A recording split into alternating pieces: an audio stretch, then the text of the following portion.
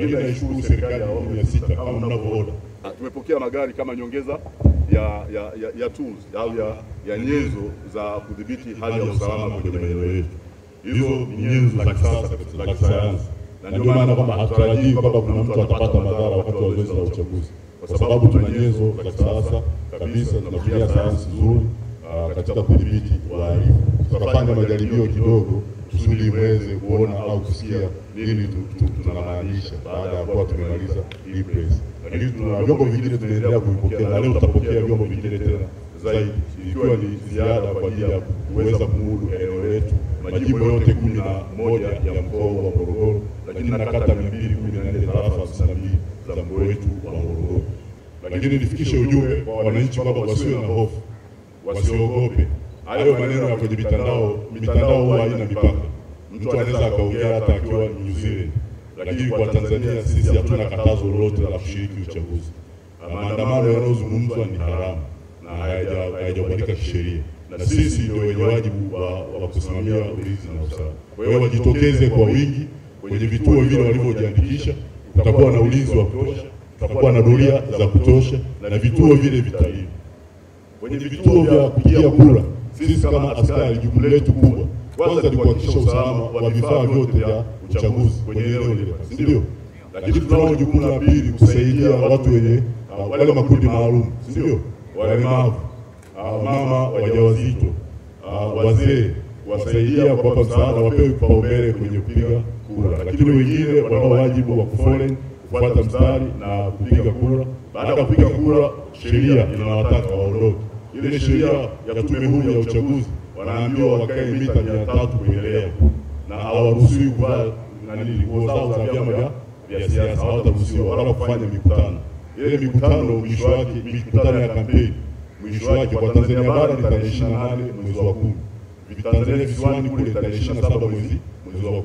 Kwa hiyo mikutano mingine yote itafanyika kwa kibali cha polisi. Ndio maana tunasema tuna confidence kwamba tarehe 29 sisi hatujatoa kibali kingine chochote zaidi ya kufanyika kwa uchaguzi wa kuwachagua rais, wabunge na madiwani. Mmenielewa? Kwa hiyo tumefanya mazoezi haya kwa ajili ya zoezi kama hilo kusimamia. Itakuwa ni zoezi kubwa ambalo litachukua muda mrefu, almost siku 3. Japo upigaji wa kura ni tarehe 29, lakini sisi kazi zetu tumeshazianza mpaka sasa hivi. Zaidi tunao wajibu wa kufanya doria kwenye maeneo yetu. Tumekuwa tukisema leo ni wiki ya 4 tunafanya mazoezi, ndio? Wiki ya 4 tunafanya mazoezi. Mazoezi yetu ni ya kimkakati, kwa maana kwamba kuimarisha afya, lakini pili kutengeneza umoja miongoni mwetu, 3 kufahamiana na mengineyo. Hiyo namba 4, ndio? Lakini leo nina ujumbe mahususi kwenu. Nafahamu wote kwamba tarehe 29 Oktoba mwaka huu ni siku ya kupiga kura, ni siku ya kupiga kura. Sisi kama vyombo vya ulinzi na usalama, na sisi tunayo haki ya kufanya nini? Ya kupiga kura. Wewe unapoondoka hapa leo, nenda kaandae kitambulisho chako cha kupiga kura. Kila mmoja ni lazima, ni muhimu atapiga nini? Atapiga kura.